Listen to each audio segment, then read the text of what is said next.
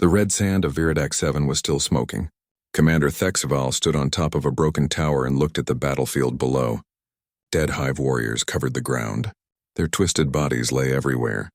The air smelled like burning metal and death. Thexval felt proud. His coalition forces had won. The Kelthuran warriors, the Crystal Lumini, and the water-dwelling Akwar had all fought well. They had destroyed the hive's command center. The enemy was beaten. It was time to celebrate. He turned to his officers. "The battle is won. Tell the medical teams to move forward. Start counting the resources. We need to prepare for occupation." His officers nodded and began giving orders. Ships came down from space. Soldiers started to relax. Some took off their helmets. Others sat down to rest. The war was over. They had won. Then the sky turned black. Thexval looked up. Thousands of black pods were falling from the sky. They came down like rain. Each pod had fire trailing behind it. On each pod was a simple mark, a blue and white ball with a red line through it. "What is this?" Thexval demanded. "Who called for more troops?" Crystallis, his communications officer, checked her tablet. Her crystal face flashed with confusion. "Sir, those are not coalition ships. Those are human." Everyone in the command center went quiet. They all knew about humans. The new species. The ones who joined the coalition only 30 years ago. The ones who always arrived late to battles. Always after the fighting was done. The pods hit the ground hard. They made new holes in the broken land. The hatches blew off with loud explosions. From each pod came a human soldier. They wore black armor. The armor was covered with weapons and ammunition. The humans did not wait for orders. They did not form lines. They just started moving. They spread across the battlefield in a perfect pattern. It was clear they had done this many times before. Captain Doyun stepped out of his pod. His boots hit the red sand. His helmet showed him targets everywhere. His company of 200 soldiers moved around him. Each soldier was a veteran. Each one had fought on many worlds. "Listen up," Dohyun said into his radio. "Our job is total area suppression. If it moves and it's not coalition, shoot it twice in the center. Move fast, no prisoners today." Thexval watched from his command post. He was confused and worried. "What are they doing?" "The battle is over. There is nothing left to fight." But the humans knew something the coalition did not. The hive never surrendered. The hive never ran away. They dug holes. They hid, they waited, and when the winners relaxed, the hive came out to kill them. Lieutenant Jiwan walked beside Doyun. She carried a tablet in one hand and a plasma pistol in the other. Her eyes scanned the terrain. "Captain, I'm reading seismic activity." "Underground movement. Multiple locations," Doyun nodded. "Expected. Mark all locations. Send them to fire teams. Corporal Minho, take your squad to grid 7-2. There's a tunnel entrance there." Corporal Minho grinned under his helmet. He carried a huge rotary cannon he called Peacemaker. The weapon was as big as a small person. "On it, sir. Time to make some noise." Minho's squad reached a collapsed hive tunnel. The entrance was sealed with rocks and dirt. Sergeant Hiren pulled out breaching charges. She was the squad medic, but she also knew explosives. "Stand back," Hiren said. She placed the charges carefully. Then she moved away and pressed the button. The explosion tore open the ground. Dirt and rocks flew everywhere. When the dust cleared, they could see into the tunnel. Inside was a nightmare. Hundreds of hive warriors waited in the darkness. Their eyes glowed. Their claws clicked together. "Contact!" Minho shouted. His rotary cannon started spinning. Then it began to fire. The sound was deafening. Bullets poured into the tunnel like a metal storm. All across the battlefield, the same thing happened. The defeated hive emerged from 1,000 hidden holes. Coalition soldiers who had taken off their helmets scrambled for their weapons. Some died before they could grab their guns, but wherever humans stood, the hive died. Thexval watched in horror. His soldiers were being killed. The battle he thought was over had started again. But the humans were ready. They had known this would happen. He opened a communication channel to Captain Doyun.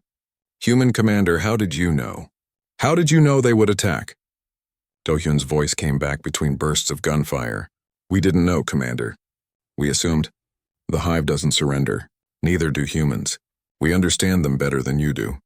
There was a pause. An explosion sounded in the background. Then Dohyun continued. "Fall back to grid 3-7. We're building a fire base there. We'll cover your retreat." Thexval gave the order. His troops began falling back. The humans formed a defensive line. They did not run. They did not panic. They just kept firing. Sergeant Hiren found a Keltheran warrior trapped under rubble. His leg was crushed. Hive warriors were coming closer. She ran to him. With one hand, she sprayed trauma foam on his leg. With her other hand, she shot 3 Hive scouts. "Don't move," she told the Keltheran. She pulled out another breaching charge. She threw it at a tunnel entrance 20 meters away. The explosion collapsed the tunnel. Hive warriors inside screamed as rocks buried them. "Can you walk?" Hiren asked. The Keltheran nodded, too shocked to speak. "Then walk that way. Don't stop." She was already moving to help the next wounded soldier. Lieutenant G1 stood on top of a destroyed tank. Her tablet showed thermal images, ground sensors, and air analysis. She marked targets not by what she saw, but by what she knew must be there.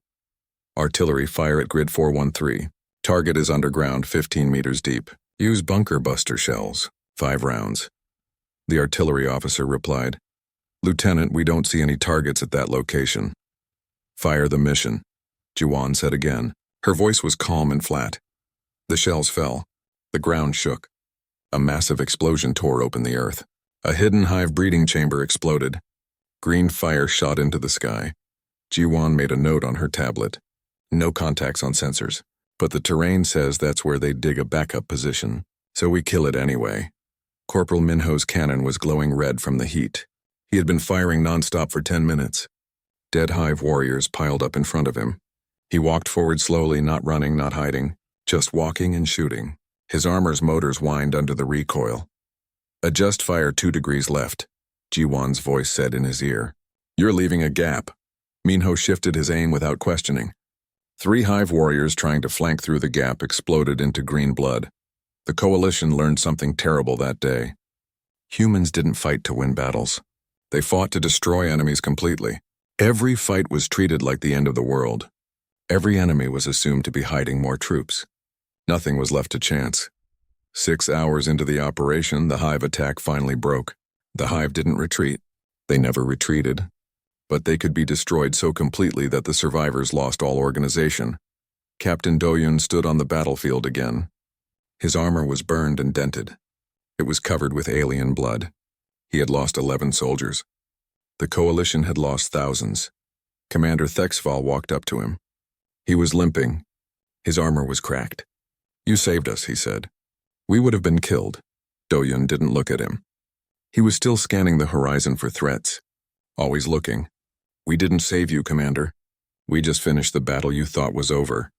"But the battle was over," Thexval protested. "The battle is never over," Doyun interrupted. "Not until every enemy is dead. Not until every tunnel is collapsed. Not until every spawning pit is burned. That's the human way. We don't celebrate until the planet is silent." Thexval looked at the human captain. For the first time he felt fear. Not of the hive. Fear of humanity. These creatures who never stopped fighting. Who assumed every victory was a trap. Who killed with such terrible efficiency. The battle was over. But humanity's war had just begun. 48 hours had passed since the humans landed. The mopping up operation continued. Coalition forces were setting up bases and treating their wounded, but the human assault troops were still working. They cleared every square kilometer of the battlefield. Not just secured it. They sterilized it.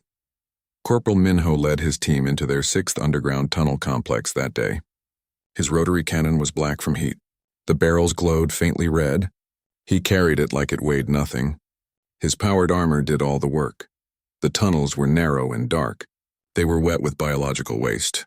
Motion sensors pinged constantly. Every shadow could hide a hive warrior. Every sound could mean death. "Contact ahead," a private whispered into the radio. Minho didn't wait. His cannon spun up with a mechanical whine. Then the tunnel became a storm of gunfire and sparks. When his magazine was empty, nothing moved ahead. Nothing was alive. Reload. Move forward. Repeat, Minho said. It had become his daily routine. In the Coalition Command Center, alien officers watched the tactical screens. They were becoming worried. The humans weren't acting like soldiers anymore. They were acting like exterminators. Crystallis walked up to Commander Thexval. "Sir, the humans have been fighting for 48 hours straight. Their casualty rate is only 3%, but their ammunition use is incredible. They're requesting supply drops every 6 hours. Thexval studied the tactical map. Red markers covered it like a disease. Each marker showed a destroyed hive position. Each one represented hundreds or thousands of kills. "How many hive warriors have they killed?" he asked. "About 50,000, sir, and they're not slowing down." 50,000. Thexval's voice was quiet with shock. "We killed 30,000 in the main battle, with help from space. The humans aren't using space weapons, sir. They're doing it with rifles and explosives, and they're not finished yet." Lieutenant Jiwon hadn't slept at all. Her armor's medical systems pumped drugs into her blood to keep her awake and sharp. She was coordinating 12 fire teams at the same time. Her mind processed data that would overwhelm most species. A Keltheran officer watched her work. "Lieutenant, your tactical display is overwhelming. How do you process so much information?" Jiwon didn't look away from her screens. "Pattern recognition, prediction. The hive thinks they're random, but they're not. They follow biological programming. Protect the queen. Defend breeding chambers. Expand territory. Once you understand the pattern, you can predict where they'll be." She marked 3 locations on the map. "Artillery strikes here, here, and here. Not because I see targets, because that's where they'll group together. Hit them now before they organize." The Keltharan looked worried. "But Lieutenant, those coordinates are in friendly zones. We control those areas." "No," Jiwon corrected him. "Those are zones you think you control. The hive doesn't care about surface control. They tunnel. They're underneath you right now." She was right. The artillery strikes collapsed 3 tunnel networks. Coalition bases that were built on top of hive tunnels would have been attacked within hours. The humans had saved them again. Captain Do-hyun sat in a captured hive building. He was cleaning his weapon. The place smelled like alien bodies and chemicals. He didn't seem to notice Commander Thexval found him there. "Captain, I must ask, why? Why this level of violence? The battle was won. We had victory." Do-hyun looked up. His eyes were cold and tired. "Commander, where I come from, we have a saying. The only good enemy is a dead enemy. But we learned something more important in our history." He pointed at the alien walls around them. "Wars aren't won in big battles. They're won in dark places. In tunnels and basements and forests. They're won by soldiers who keep fighting after everyone else thinks the war is over. Your species," Do-hyun continued, "you fight honorable wars, battles with clear starts and stops. You declare victory and go home." He stood up and picked up his weapon. "Humans, we learned long ago that victory means nothing if your enemy survives to rebuild, so we don't stop. Ever. We fight until the threat is gone forever." In a field hospital, Sergeant Hyerin treated wounded soldiers, both human and alien.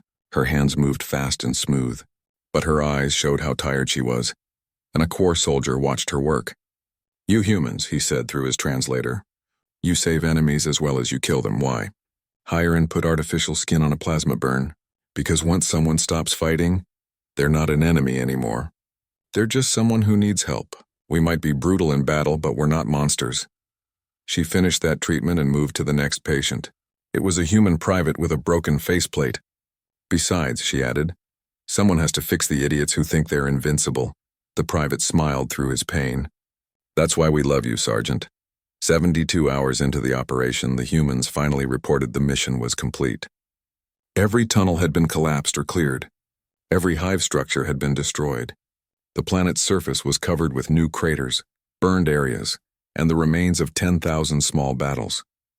Captain Do-hyun sent a message to Coalition Command. "Viridex 7 is secure. Hive presence eliminated. Our casualties, 18 dead, 47 wounded.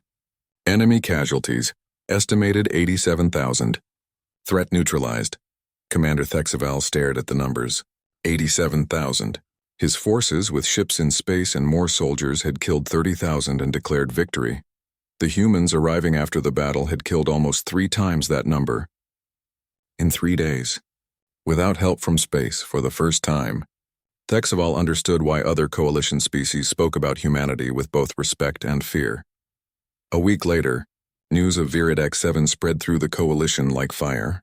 Commanders from other species studied the reports. They were fascinated and horrified. The human way of doing post-battle operations became a case study in military schools across 20 star systems. On the coalition flagship, a council met. Representatives from 6 species gathered to discuss the human question. Admiral Vex Thrall, a famous Keltheran warrior, spoke first. The humans have proven they are effective. Maybe too effective. They don't fight wars. They fight genocides. Crystalis, now an intelligence officer, showed holographic data. Analysis of human history shows a pattern. Humans have been at war somewhere on their planet for 94% of their recorded history. They have made killing into an art. But, she continued, they also have strict rules. They know the difference between soldiers and civilians. They give medical help to enemies. They follow treaties. They're brutal, but they're not evil. An Aquar diplomat spoke up. The question isn't whether humans are effective. The question is whether we can afford such effective allies. Today they fight the Hive. Tomorrow, who do they fight? Commander Thexval stood up. I watched humans save my soldiers. I watched them fight with terrible fury. But I also watched them help our wounded, share their food with refugees, and cry over their fallen friends. He looked around the council chamber. They're not monsters. They're survivors. And they've learned that survival requires complete commitment. We should be grateful they're on our side. In a separate room, Captain Dohyun and Lieutenant Jiwon met with Human Command. General Taewon, an old veteran, reviewed their reports. The coalition is worried, General Taewon said. They think we're too aggressive. Dohyun's face didn't change. With respect, sir, they're too passive. They fight battles like sports games. First to a certain score wins, everyone goes home.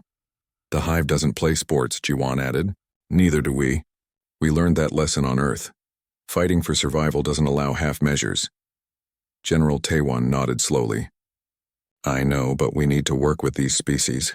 They're our allies. We can't make them afraid of us. He pulled up a star chart. 3 more Hive worlds have been identified. The coalition wants to attack them.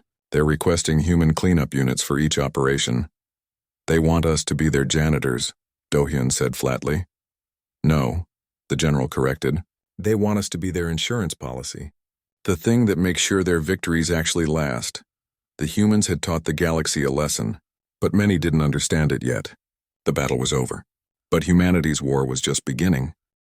In the barracks, Corporal Minho cleaned his rotary cannon for what felt like the 100th time.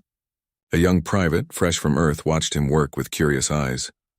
Corporal, why do we keep fighting after the main battle is over? Why not just let the coalition handle the cleanup? Minho didn't look up from his work. His hands moved automatically, checking each part. Kid, you know why humans survived on Earth? Why we became the top species. The private shook his head. Persistence. We're not the strongest. We're not the fastest. Hell, we're not even particularly smart compared to some coalition species. But we never ever give up. He put the weapon back together with practiced movements. Our ancestors hunted animals to exhaustion. They ran them down over days and days. They tracked them until the animals couldn't run anymore. That's what we do in war too. We don't stop until the enemy is completely broken. The coalition wins battles. Humans win wars. That's the difference. 6 months passed. The war against the Hive entered a new phase. Coalition forces no longer declared victory too early. They learned to wait, to hold their positions, to let the humans do what humans did best. On 6 different worlds, the same pattern repeated. Coalition forces fought the main battle. Then human assault troops arrived to finish the war.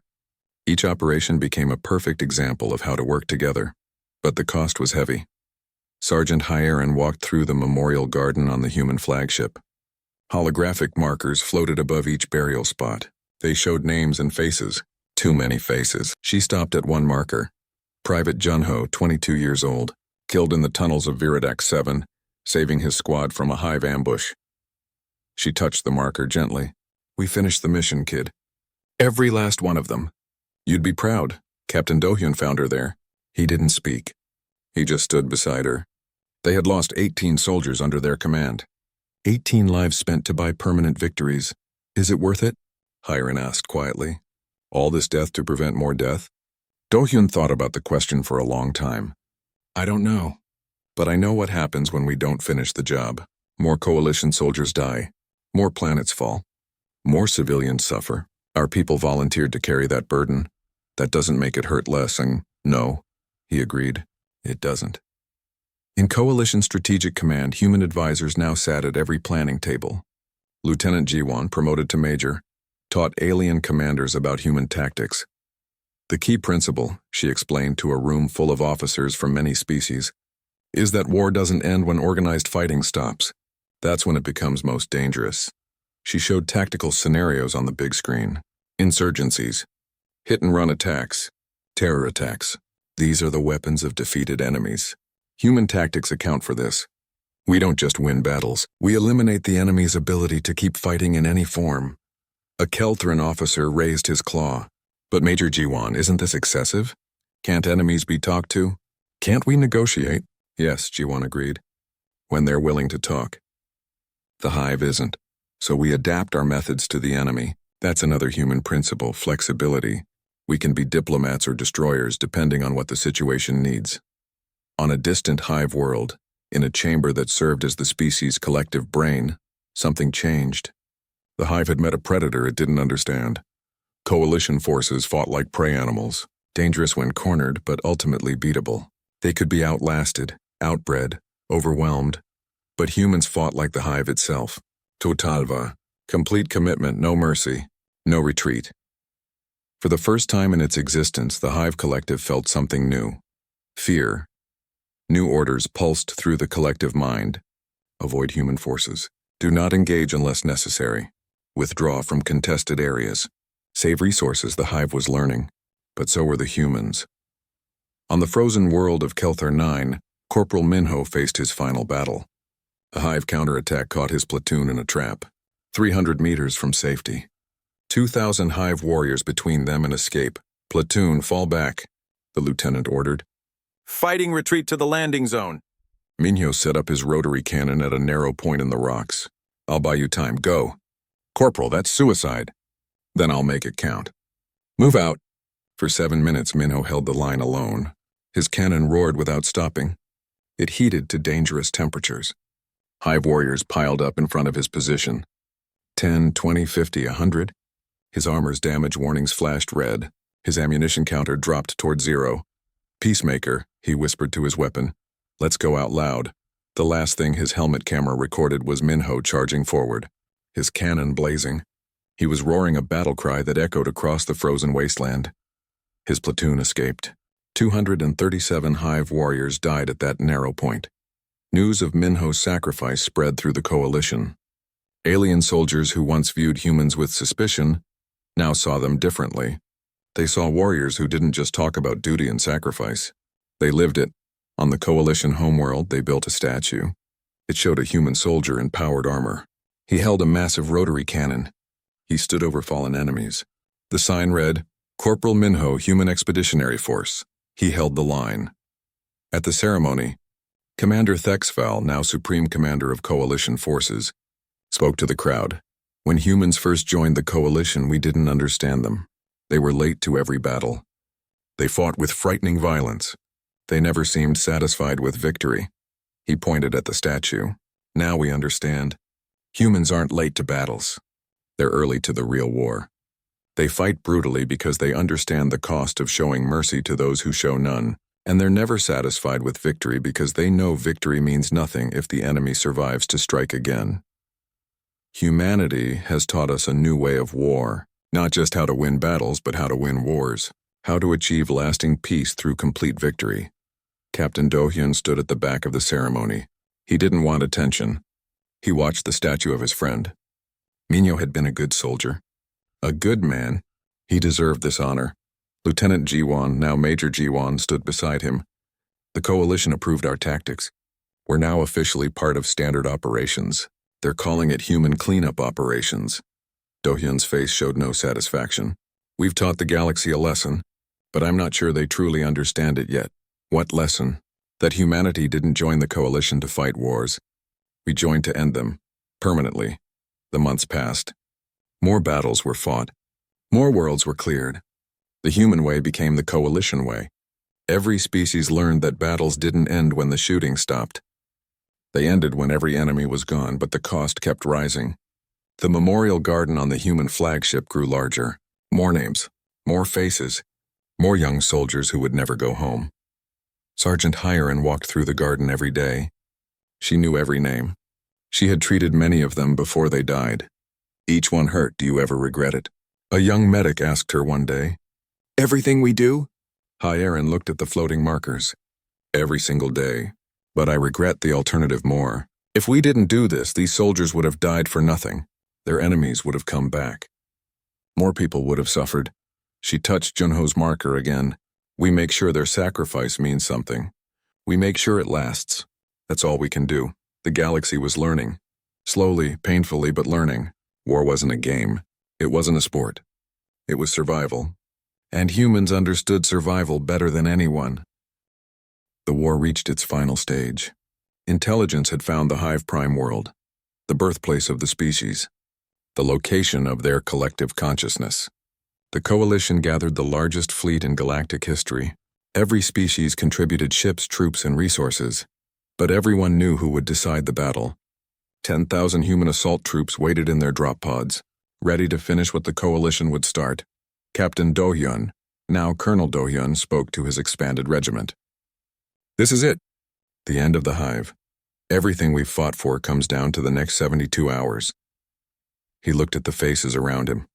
Some were familiar, veterans of Viridac 7 and a dozen other worlds. Others were new, fresh from Earth, eager to prove themselves. The coalition will fight the main battle.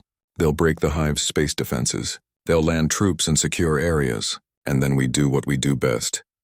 Major Jiwon showed a holographic map. The Hive Prime world was a nightmare. Millions of connected tunnels, biofactories, breeding chambers, 43,000 confirmed tunnel systems. Estimated population, 600 million Hive warriors. Unknown number of queens. She looked at Do-hyun. This isn't a battle, sir. It's an extermination. Yes, Do-hyun agreed. And it has to be complete. Because if even one queen survives, the Hive survives. This species tried to destroy the coalition. We're returning the favor. He turned on the battle map. We're not fighting for territory. We're fighting for extinction. This is the human way. Total commitment, no mercy, no survivors. The fleet arrived at the Hive Prime world. The planet looked wrong. Its surface was covered with organic structures. Towers of living tissue, rivers that flowed with biological fluids. The whole planet was one massive organism. The battle for space began. Coalition ships fired on Hive defense platforms. Missiles and energy beams crossed the darkness. Ships exploded. Debris scattered. The fight was brutal and close. After 6 hours, the coalition controlled the space around the planet. Landing craft descended. Thousands of them. They landed on the organic surface. Soldiers poured out.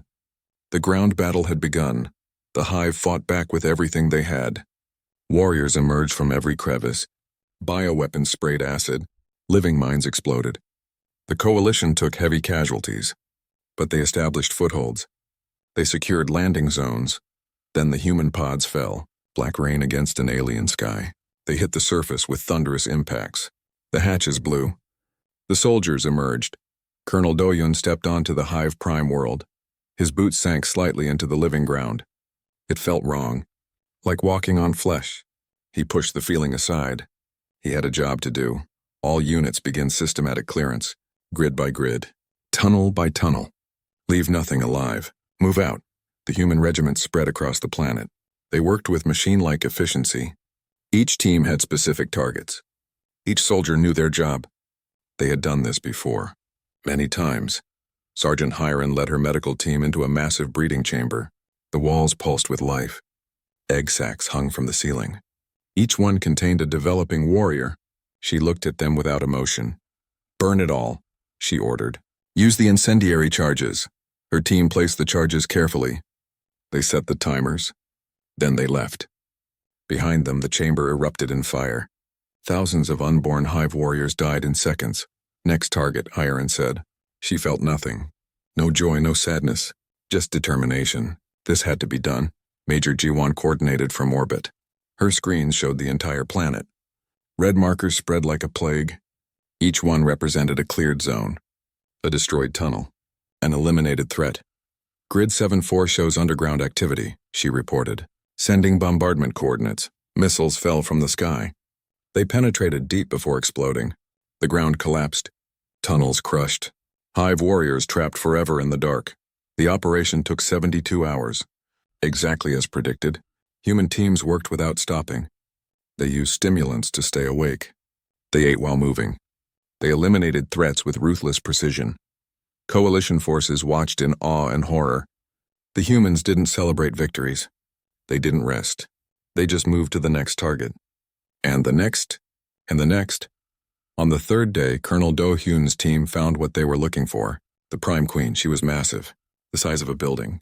She sat in a chamber deep underground, protected by 10,000 warriors. This is it, Do-hyun said to his officers. The heart of the hive.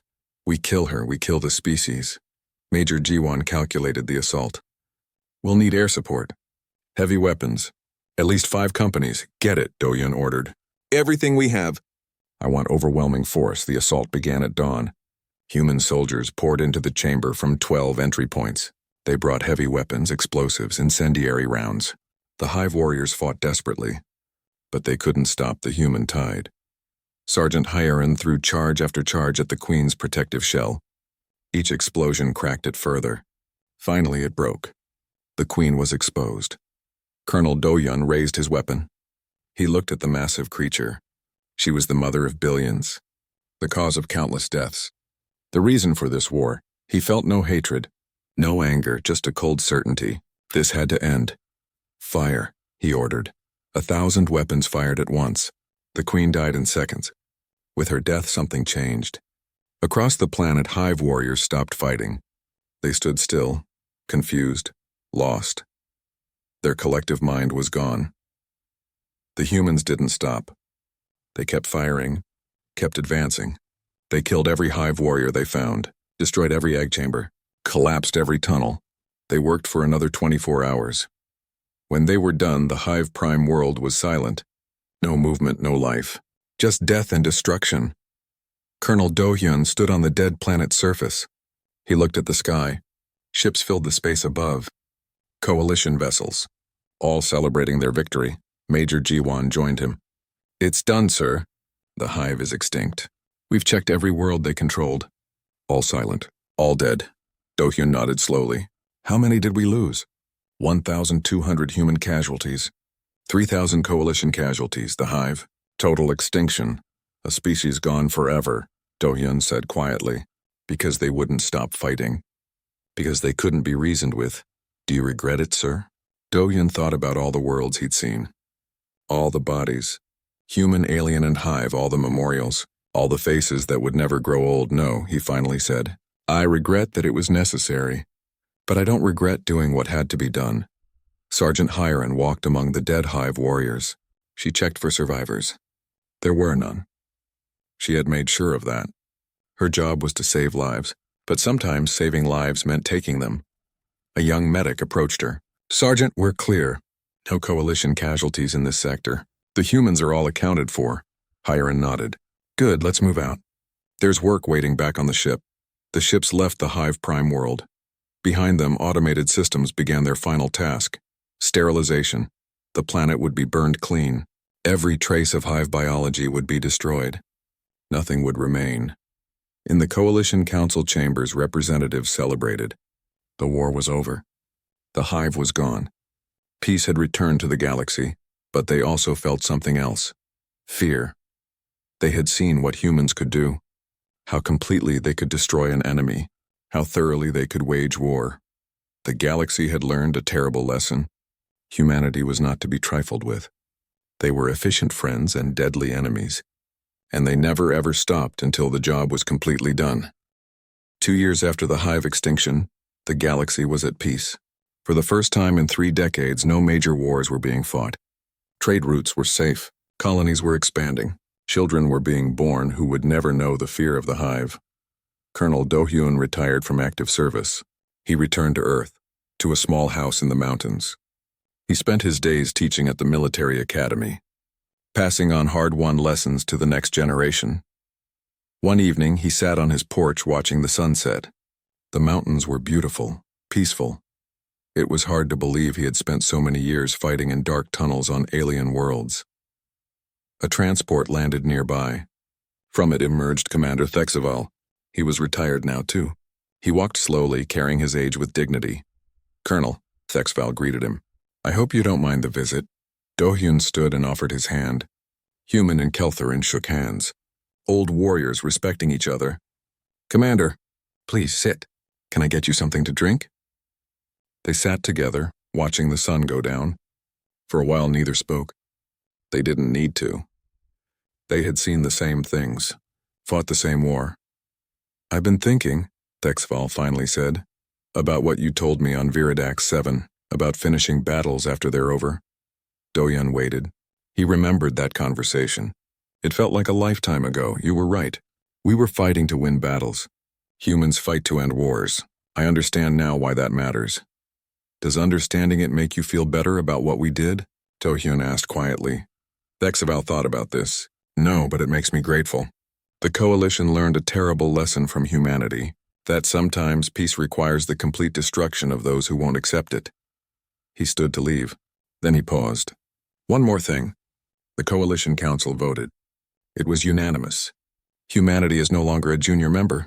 You're full partners. Equal status with all founding species. Doyun nodded slowly. At what cost? 3,000 human casualties. A species driven to extinction. And the knowledge that the galaxy now fears you as much as they respect you. After Thexval left, Dohyun sat alone in the darkness. In his mind, he saw them all. Minho with his rotary cannon, Hiron patching wounds between explosions, Jiwon calculating trajectories, all the soldiers who never came home. We finished the battle, he whispered to the night. Every single one of them. Major Jiwon now worked at Coalition Strategic Command. She was the highest-ranking human in the joint military structure. She trained officers from every species in human tactical doctrine. Her classroom was always full. Everyone wanted to learn. How did humans fight so effectively? How did they win so completely? What was their secret? There is no secret, she told her students. Just commitment. We decide that something must be done. Then we do it completely, thoroughly. We don't stop halfway. We don't give up. We finish what we start. A young Aqua officer raised his hand. But Major, isn't that excessive? Isn't there a point where you've done enough? Jiwon thought about all the battles she'd fought. All the enemies who had hidden and regrouped. All the attacks that came after victories were declared. No, she said finally. There's no such thing as excessive when survival is at stake. You're either completely safe or you're not safe at all. We choose complete safety. Sergeant Hiron ran the main military hospital on Earth. She trained medics from every coalition species. She taught them not just how to heal, but how to survive in combat zones. A medic who dies can't help anyone, she told her students. Learn to shoot. Learn to use explosives. Learn to fight. Then learn to heal, in that order. Her students were shocked at first. Medics as fighters? But they learned. They saw the wisdom in it. A medic who could defend themselves and their patients was worth 10 who couldn't. Every night, Hiron walked through her own memorial garden.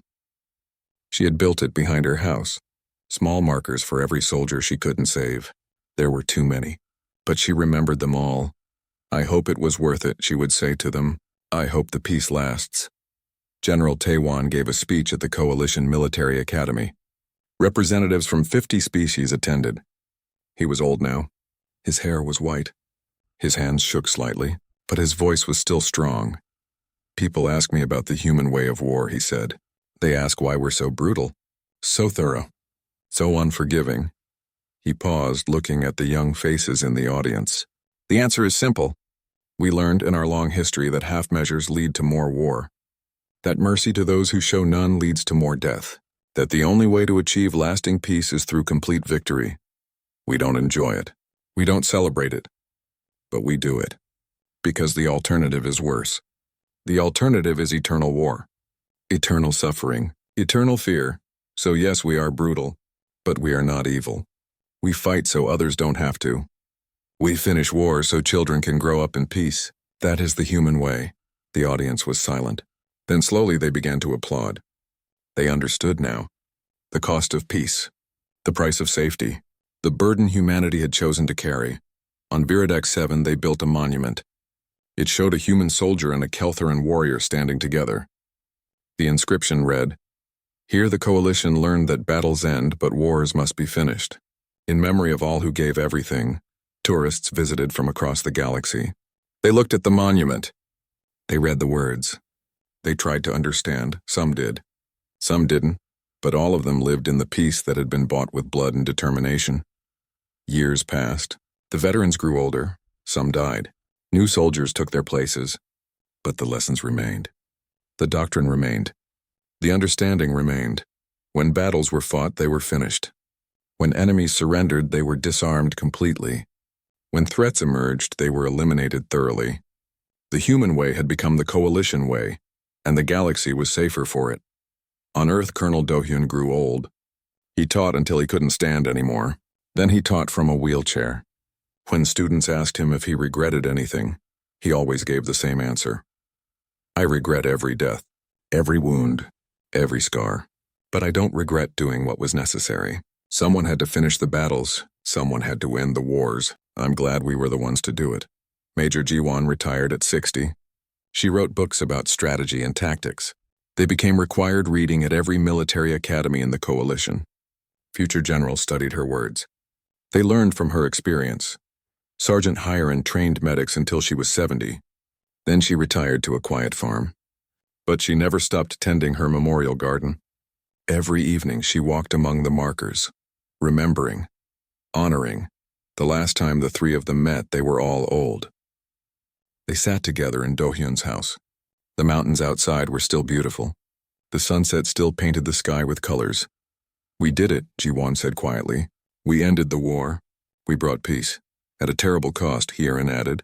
She was thinking of her memorial garden, of all the names.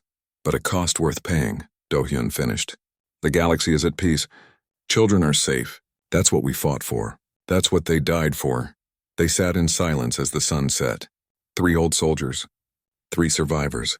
3 people who had learned that sometimes the only way to end a battle is to finish it completely. The battle was over. The war was over. And humanity had made sure it stayed that way.